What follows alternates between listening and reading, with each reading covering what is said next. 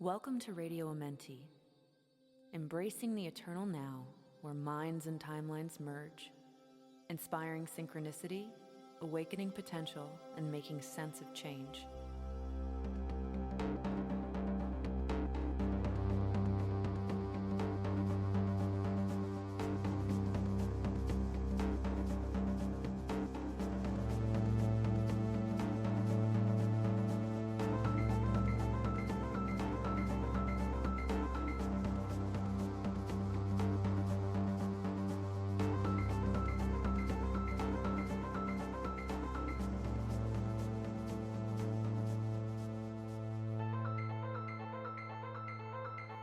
Hi. It's been a while, hasn't it? Whether you're joining me for the first time or have been following Radio Amenti, I'm here to use this episode to get you up to speed on some of what's happened in the last, 3 months. But really, this episode is to serve as a recalibration, a redirection, a resurrection, new hope for the shape of this show and what's to come. So, where do I begin? I guess I'll just dive right into it. So, 2020 has been a crazy year. The virus, the social unrest, everything coming to the surface, the collective shadow coming out of the shadow and becoming seen.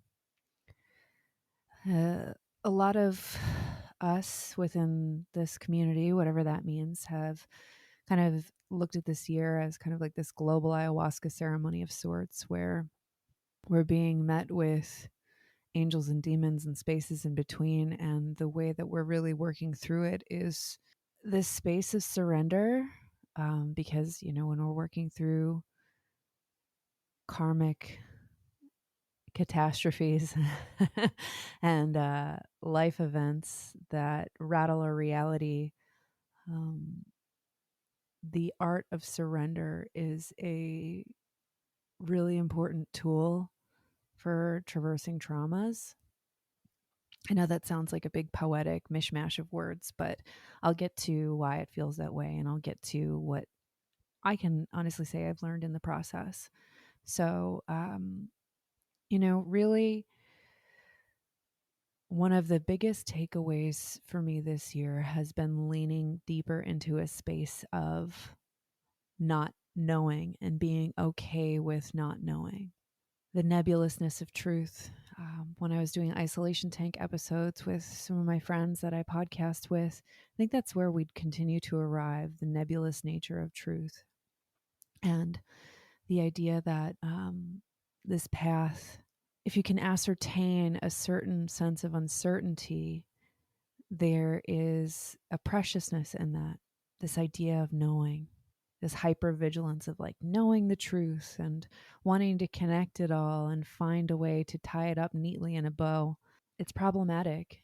And that need for wanting to wrap it all up in a bow is what's allowed what a word now is called conspirituality to emerge, and namely a really insidious movement called QAnon to bubble up. I previously interviewed someone who I still have a lot of love for and think is an amazing artist and creative, but he's a Q supporter, and I just can't get behind that rhetoric and narrative, so I actually wound up taking the episode down. If you don't know what QAnon is, here's a little idea of what it is. So, QAnon.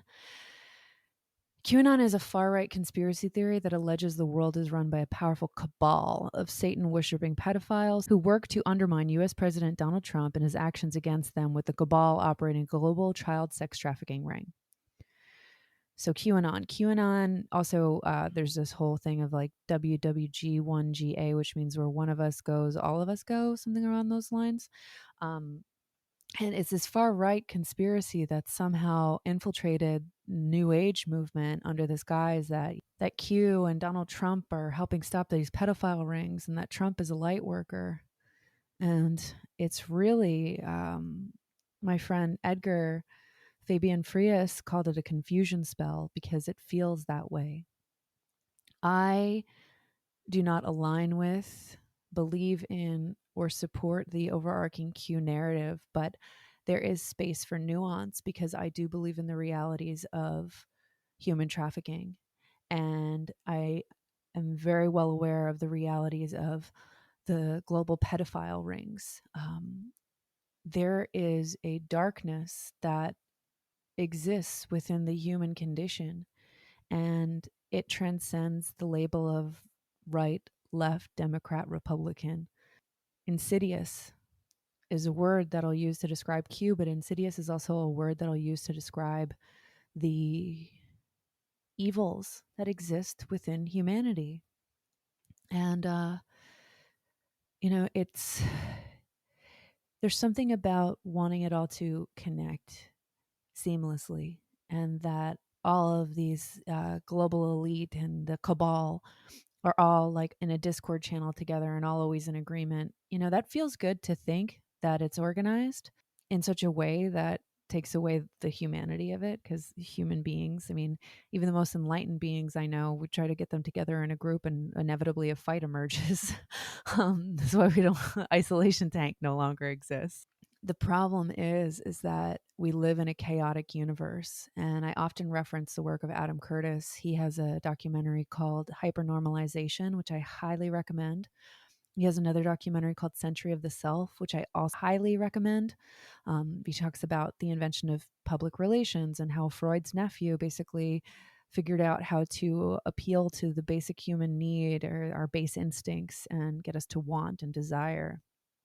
That same thinking goes into these, which is called like a psychological operation. So it's like so ironic because that's a term within the conspiracy narrative, psyops, which is, a tool used by the government to confuse and distract and divert. And it feels like Q is that.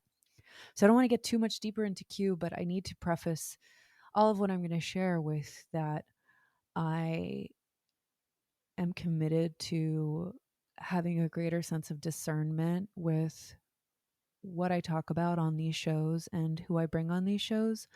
I'd love to create space for holding conversations with those I even disagree with, because I think that to play gracefully with ideas is how we all grow. But I also have to call bullshit when I see it, and I call bullshit on Q. I think it's a weapon of mass distraction and is actually taking away from the conspiracy truths that do exist, but it's more chaotic than I think a lot of the New Earthers believe.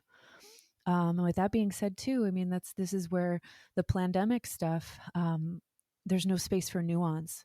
I, again, am leaning deeply into this space of not knowing.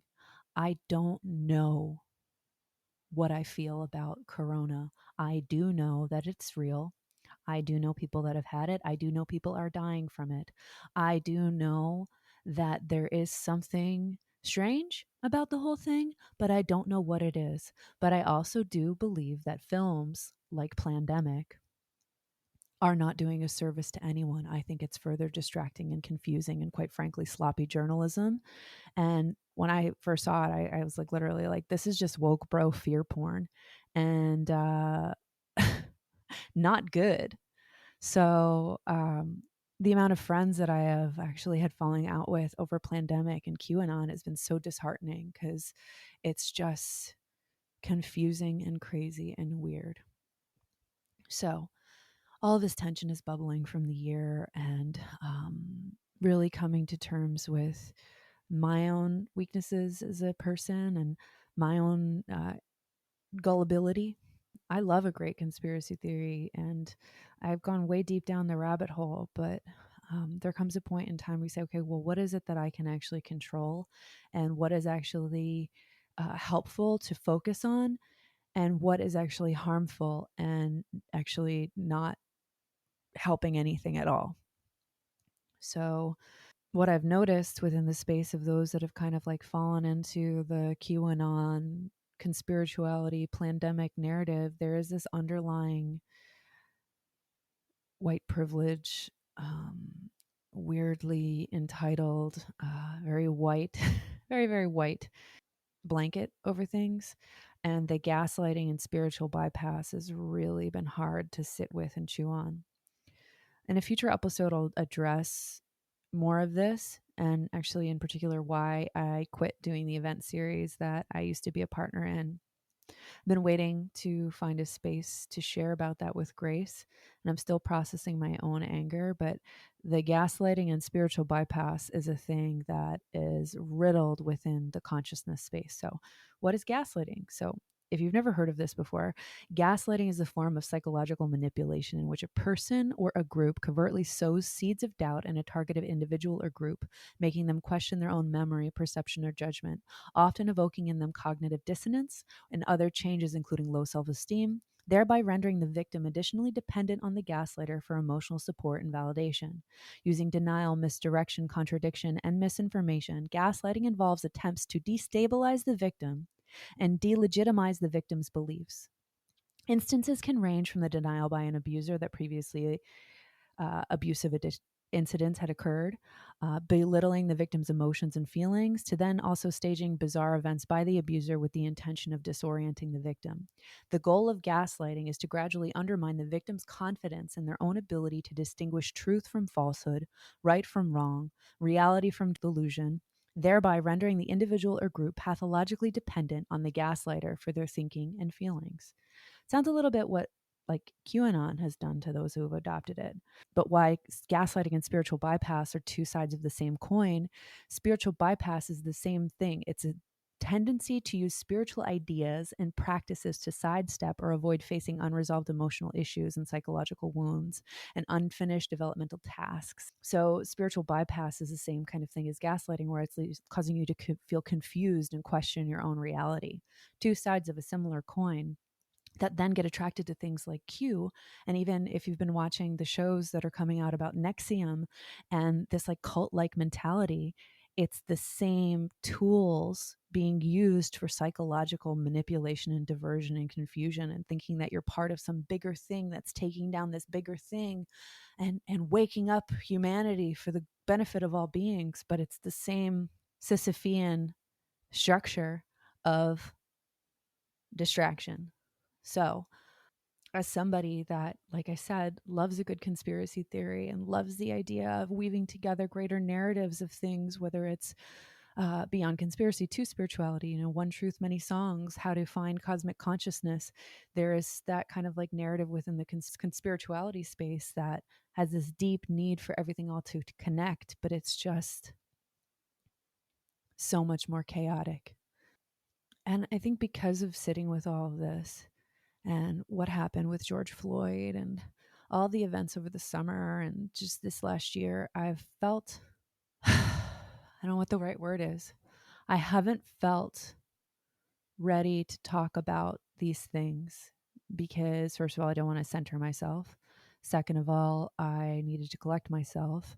And third of all, I want to share all this from a space not of judgment, but of balanced thinking, of nuance, of saying yes and, not no but, because it can be a yes and there can be space to say, well, yes, there is truth, but it's like the hermetic axiom of all truths being half truth and every truth being half false. So, yeah, I'm kind of diving deeper into where I'm at now and what to expect moving forward. So, I want to offer a trigger warning before I get deeper into this, because I am going to talk about alcoholism and abuse and trauma. So if this is something that is hurtful to listen to, I'd advise you to turn off, because I'm going to be candid and honest and real, and it's a tough conversation. But I want to give you time to just, you know, tend to your trigger and know that you have the right to create space and shut this off right now if it doesn't feel good to listen to. So, all right, the journey that I've been on.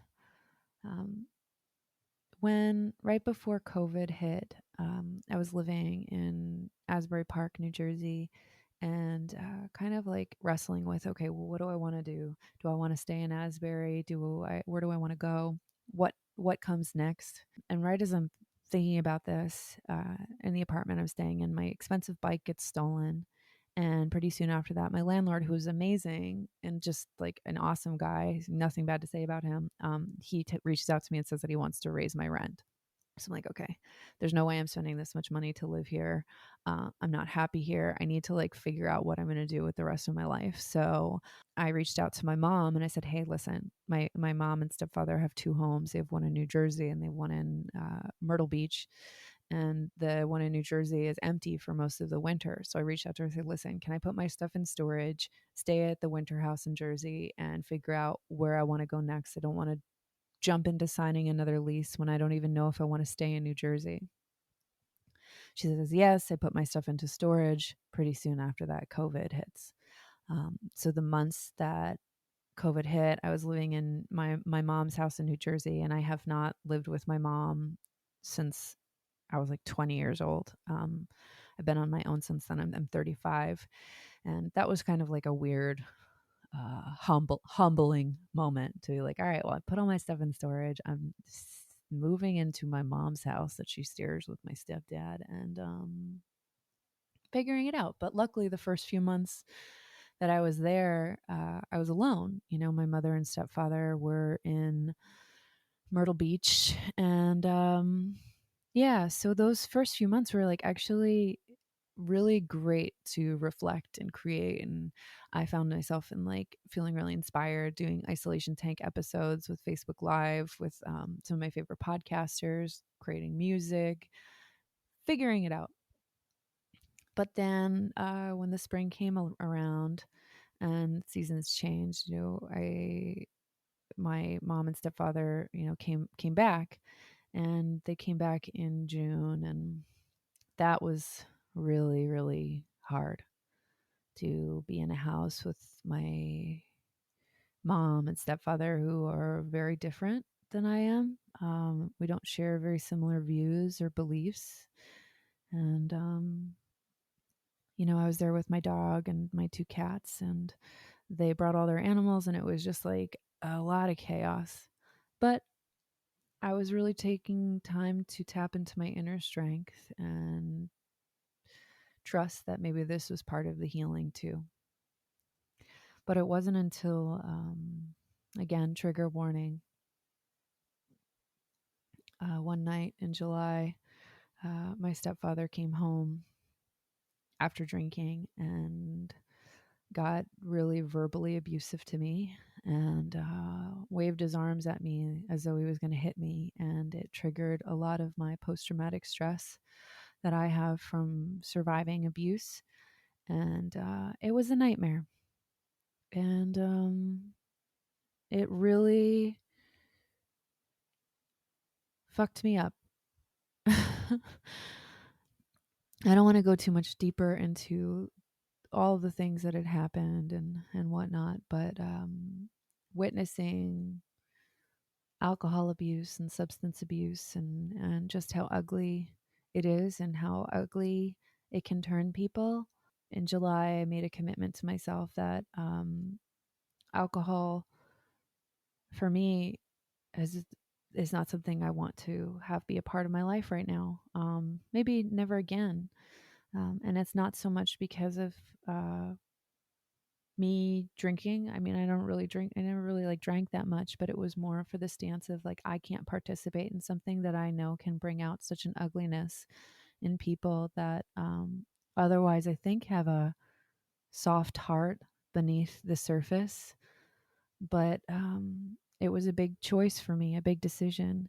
And in that time, you know, I went through a lot and I was really reflecting on like, what is alcohol? Like, why does it do this to people? Why is this the one thing that, you know, like psychedelics are illegal and the result you get out of it is more expanded mind, spirit, and consciousness done under the rights and in intentional settings. But alcohol really just seems to bring out the worst in people. So I found an article when I was just kind of sitting with everything that happened to me.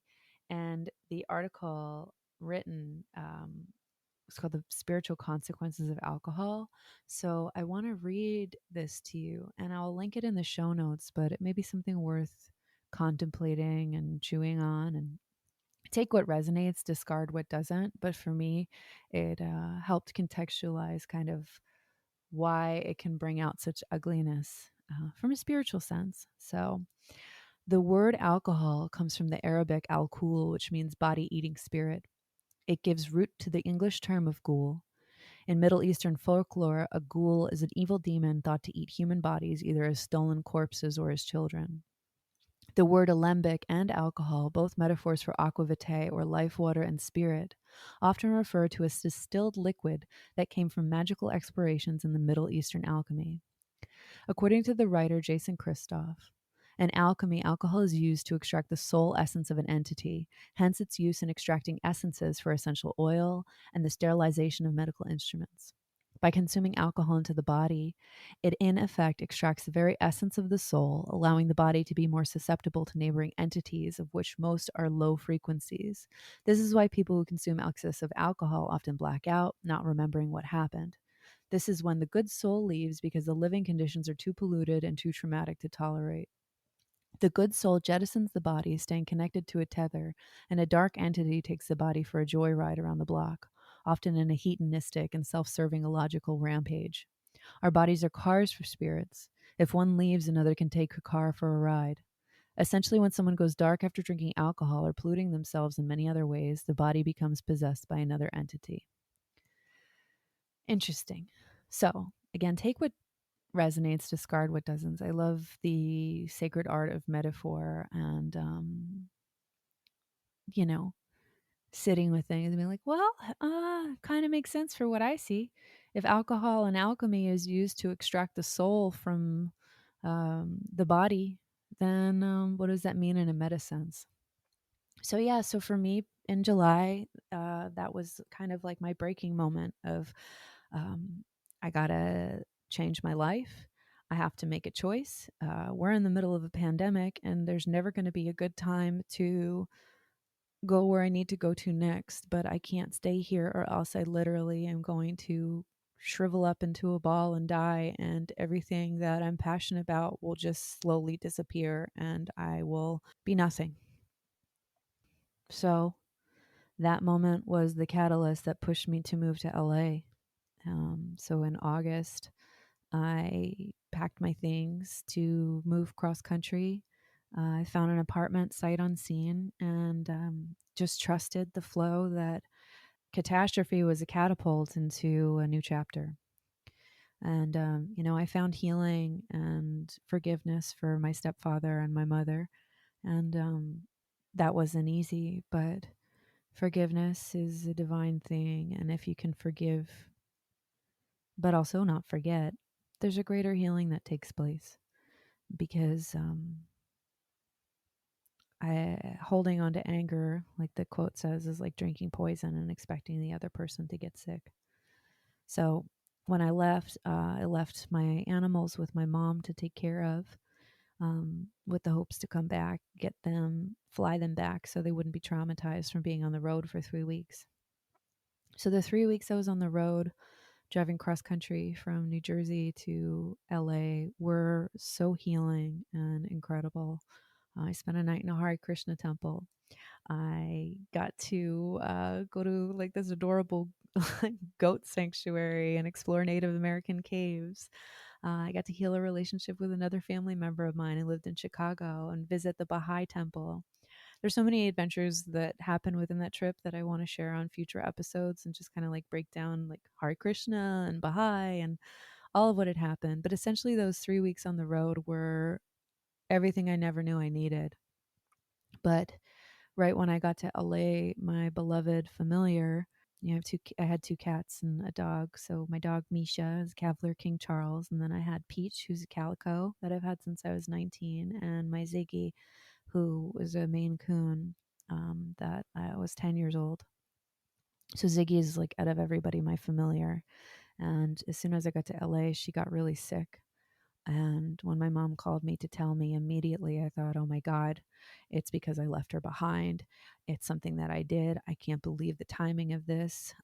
So I literally got to LA, had to fly back to New Jersey, bring her to the emergency room. And it turned out that Ziggy had feline leukemia and her body stopped producing red blood cells. And it was really awful, but she wound up not making it.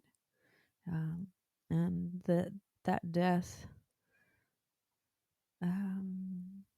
was like, I don't even know how to describe it other than that, the meta narrative of the death of a familiar, the death of the familiar has been the overarching theme of this year. So that loss was like the cherry on top of things changing.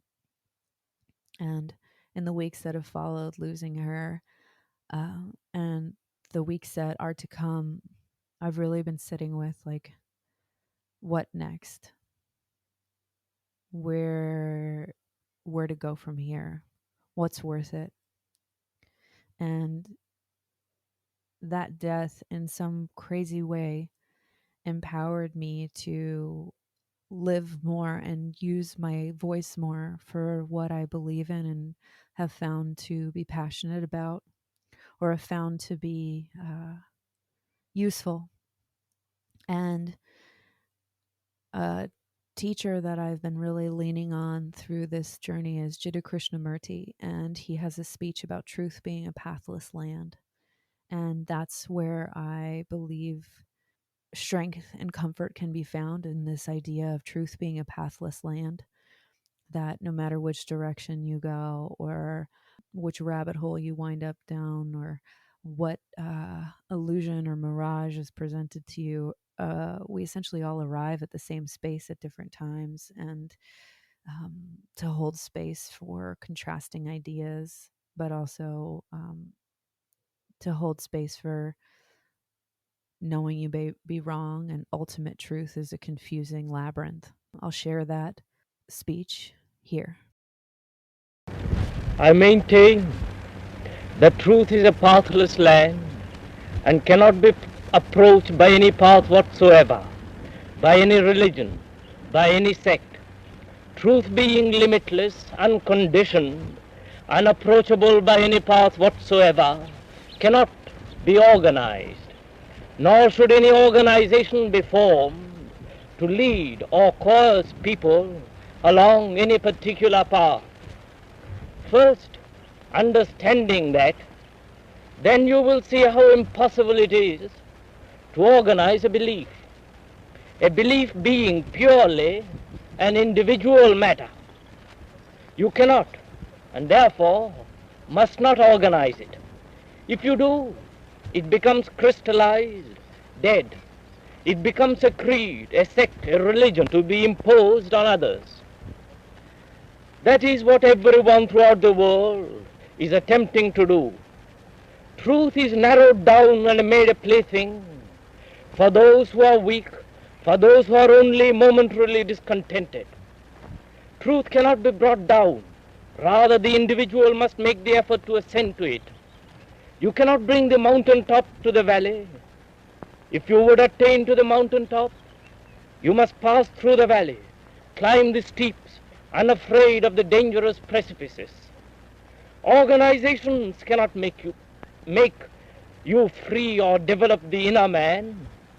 No man from outside can make you free, nor can organized worship, nor the immolation of yourself for a cause make you free. Therefore, I am not concerning myself with the founding of religions or new sects or the establishment of new theories or new philosophies. On the contrary, I am concerning myself with the only one essential thing, the true freedom of man. I would help him to break away from all limitations, to free himself from all fears, from the fear of religion, from the fear of salvation, from the fear of spirituality, from the fear of love, from the fear of death, from the fear of life itself. My desire is that men should be unconditionally free, For I maintain that the only true spirituality is the incorruptibility of the self which is eternal. It is the harmony between reason and love. That is the highest reality. That is life itself. True perfection, the harmony of the self, has no law. This must not be translated as to mean chaos. It is above all law and above all chaos, because it is the seed of everything, that from which all transformation arises and on which all things depend.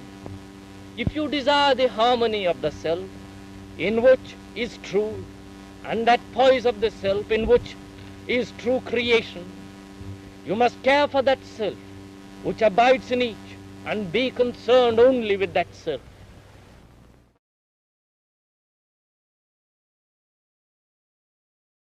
In creating that eternal poise lies the unfoldment of truth. Without understanding, the struggle between mind and emotion creates fear. If you would establish that harmony, then worship, prayers, mediators, the seeking of comfort are unnecessary.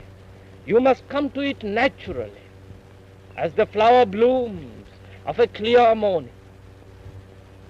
The mind and the heart are of the same substance, and you must look to the purification of that substance and make that substance, which is thought, which is love, incorruptible. The moment there is in thought separation created by the mind, there is limitation and hence sorrow. The moment there is in love the creation of personal likes and dislikes, there is limitation and hence sorrow. To make the mind and the heart of man free from limitation, free from corruption, is happiness, liberation, and truth.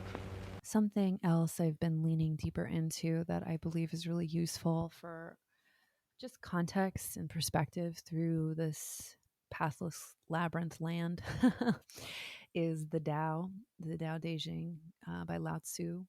I actually received the Tao in 2014 and agreed to receiving it when I actually thought I was going to a dowsing ceremony to look for water with copper rods.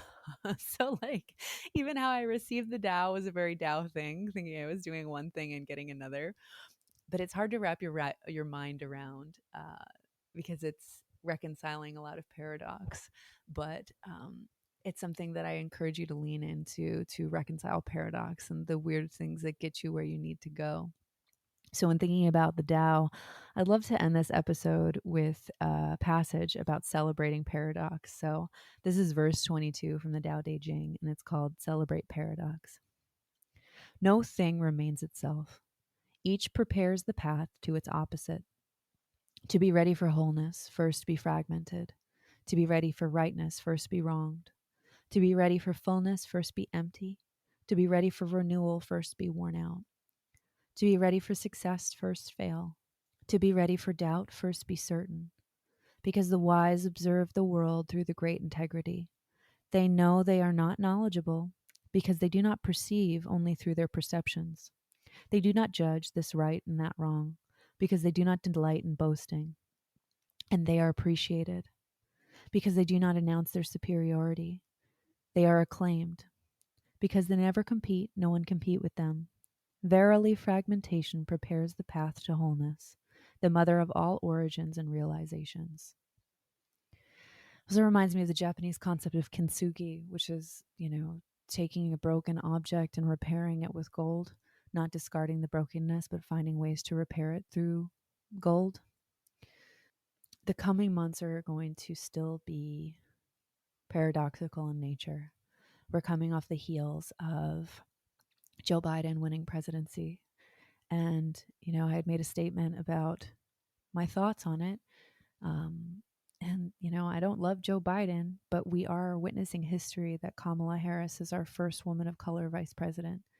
And I think the world is ready to breathe a sigh of relief from the 4 years of Trump. I don't want to talk about politics on here because two sides of the same coin. Democrat, Republican, division. Um, Again, I keep leaning into Jiddu Krishnamurti, and all these ideas and labels that we identify with just feed further division. There's a film called I Pet Goat 2, which came out in 2012, but if you watch it now, it's the same thing, just replace the players and the faces and the characters. So, with these coming months of what I imagine will be more social unrest and confusion and change, I just hope to offer through this platform more comfort in the reconciliation of paradox and conversations that inspire sovereignty and can help you come to terms with maybe your own traumas that send you on a trajectory for something greater. And knowing that even in the process of becoming, the chrysalis where you dissolve into that nothingness is part of the path of becoming a butterfly. It's lonely and lovely and beautiful and tragic and confusing and clear all at once to be on a path of looking for something greater than yourself. And I think a confusion within the new age woke movement is that once you somehow touch infinity, that all of your problems will be solved through upping your vibration and having good vibes. But again, there's holding space for nuance. Yes, and yes, there is a value into thinking positive thoughts and imagining your reality, but there's also a value to understanding that no human being is immune to tragedy and adversity. So if we can have the proper tools in our toolkit to stay grounded and embodied, that's where real growth and evolution comes from. And it was funny because thinking about all of this and getting ready to release this episode to you all, I was killing some time and went into a store and I saw a bracelet that meant to say vibes, but it was spelled VBIES. And it's been like a joke where it's like, oh man, the imperfection is perfection because the vibes are good. Leave space for not knowing, leave space for imperfection, leave space for uh, letting the gold and the brokenness be something that maybe is unexpected and you can alchemize through the reconciliation of apparent paradox. So I look forward to getting back in a groove and sharing more with y'all and having new guests on that inspire and encourage conversations to help us evolve and find grounding and embodiment through these epic times. I love you all. I thank you for being here. I thank you for listening. I thank you for holding space. I encourage you to reach out if there are things that you'd like to share or discuss. I'm here, I'm listening, and I'm happy to be a friend on the journey with you.